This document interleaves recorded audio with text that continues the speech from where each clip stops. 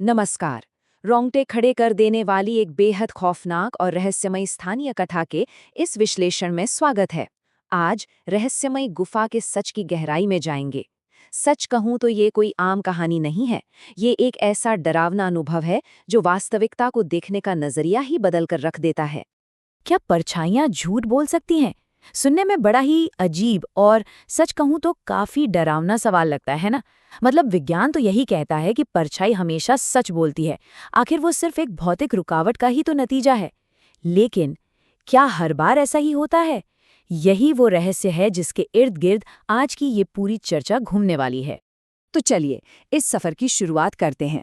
रहस्यमयी गुफा का सच, कथा की उत्पत्ति। और ये घटनाक्रम बहुत ही दिलचस्प तरीके से आगे बढ़ता है। पहाड़ों के बीच बसे एक छोटे से गांव में एक पुरानी गुफा की अफवाहें कैसे हकीकत में बदल गईं, जरा इस पर गौर करते हैं। सबसे पहले जैसे ही रात होती, गुफा के अंदर से बड़ी ही अजीब और डरावनी फुसफुसाहटें आने लगती थीं। फिर दिन के उजाले में गांव वाले इन्हीं खौफनाक बातों को एक दूसरे को बताते। और फिर आखिर में वो दिन आया जब राहुल और उसके दोस्तों ने ठान लिया कि इन कहानियों का सच तो जानना ही पड़ेगा, और उन्होंने अंदर जाने की हिम्मत जुटा ली। यहाँ से मामला और भी संगीन हो जाता है। पत्थर की भयानक चेतावनी, अंधेरे में खोज। सोचिए, गुफा का वो सबसे अंधेरा और सर्द हिस्सा जहां सूरज की कोई किरण तक नहीं पहुंचती। वहां एक पुराने पत्थर पर एक बड़ी ही भयानक चेतावनी लिखी हुई मिली, मुझे मत जगाना। खैर, इंसानी फितरत भी कमाल की होती है। जब भी कोई इतना बड़ा रेड फ्लैग या चेतावनी सामने आती है तो उसे पूरी तरह से नजरअंदाज करने का एक अजीब सा मन करता है। जैसे अगर कहीं लिखा हो ना कि रंग गीला है, तो उसे छूकर देखना तो बिल्कुल जरूरी सा हो जाता है। बस यहाँ भी कुछ कुछ वैसा ही हुआ। तो असल पेंच यहाँ फंसता है, वो चौथी परछाई, जिज्ञासा का परिणाम। चलिए देखते हैं कि इसके बाद कैसे एक के बाद एक खौफनाक चीजें होती हैं। उस भयानक तनाव के बीच जैसे ही राहुल ने उस पुराने ठंडे पत्थर को छुआ, अचानक गुफा के अंदर एक बहुत ही तेज बर्फीली हवा बहने लगी। फिर ठीक पीछे से किसी के भारी कदमों की आवाजें आने लगी, मानो कोई धीरे धीरे पास आ रहा हो।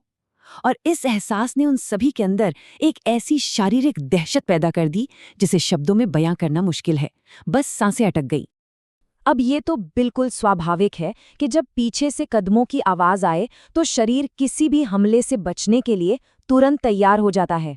लेकिन जब उन्होंने मुड़कर देखा तो जो था वो किसी भी हमले से ज्यादा खौफनाक था।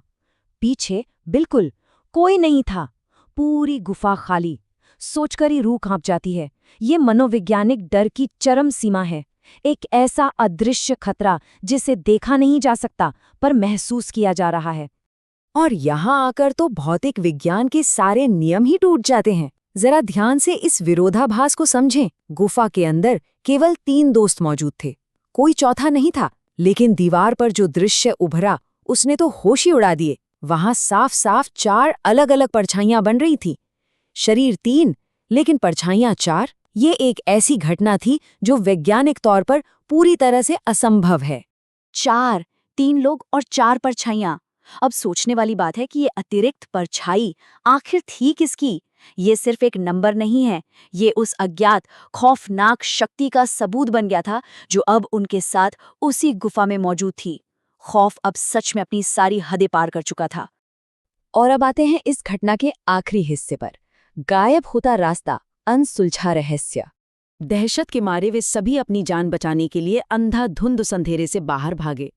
उस भयानक रात को पीछे छोड़कर अगले ही दिन सुबह जब वे सच्चाई का पता लगाने के लिए वापस उसी जगह गए, तो जो सामने था उसने तर्क और विज्ञान दोनों को सिरे से खारिज कर दिया।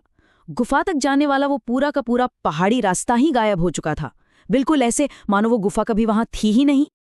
और यहीं से ये सबसे बड़ा और परेशान करने वाला सवाल दिमाग में आता है।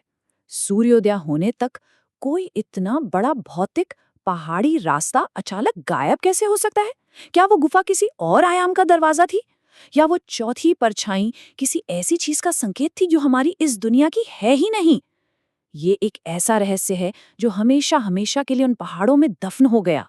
ये सवाल यकीनन रातों की नींद उड़ा देने वाला है और ये सोचने पर मजबूर करता है कि क्या किसी सुनसान रास्ते पर चलते समय हमें एक बार पीछे मुड़कर अपनी परछाई जरूर देख लेनी चाहिए,